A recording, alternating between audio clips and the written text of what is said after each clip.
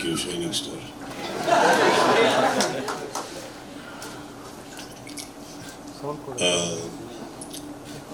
ಸಮರ್ಜಿತ್ ಅವರು ಮಾತಾಡ್ಬೇಕಾದ್ರೆ ಒಂದು ಲೈನ್ ಹೇಳ್ತಾರೆ ಸಾನಿ ಅವ್ರ ಬಗ್ಗೆ. Trust me, in a couple of years he won't be saying it because ಆ ಇನ್ನೋಸೆನ್ಸ್ ಕಳೆದೋಗಿರುತ್ತೆ. ಮಾಧ್ಯಮದ ಮುಂದೆ ಹೆಂಗೆ ಮಾತಾಡಬೇಕು, ಜನಗಳ ಮುಂದೆ ಹೆಂಗೆ ಮಾತಾಡಬೇಕು, ಏನು ಮಾತಾಡಿದ್ರೆ ಏನು ಉಲ್ಟಾ ಆಗುತ್ತೆ ಎಲ್ಲ ಕಲ್ತ್ಕೊಂಡು ಬಂದಾಗ there's an innocence that's lost.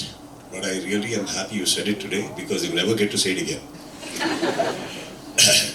Did you see your father never says that?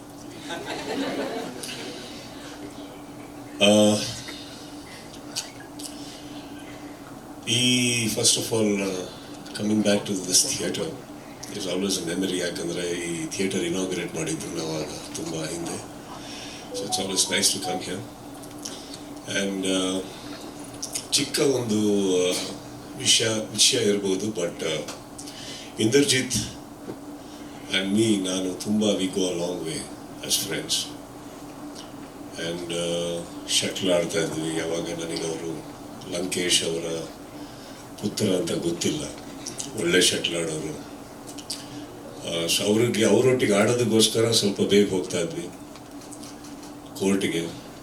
ಆಮೇಲೆ ಸಂಬಡಿ ಅವಾಗಿಂದಾನೆ ನಾನು ನೋಟಿಸ್ ಮಾಡಿರೋದು that he just hesitates and hates to loose.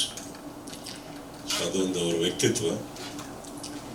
ಅದು ಹೋಗ್ತಾ ಹೋಗ್ತಾ ಹೋಗ್ತಾ ಸೋಬರ್ ಆಗಿ ಈಗ ಒಂದು ತಂದೆ ಆಗಿದ್ದಾರೆ. ಸೋಲನ್ನು ಒಪ್ಕೊಳ್ಳೋದು ಕಲ್ತಿದ್ದಾರೆ, ತಲೆ ಬಾಗೋದನ್ನ ಕಲ್ತಿದ್ದಾರೆ, ಸೂಕ್ಷ್ಮವಾಗಿ ನಿಲ್ಲೋದನ್ನ ಕಲ್ತಿದ್ದಾರೆ. ಅದು ನನಗೆ ಕಾಣಿಸ್ತಾ ಇದೆ.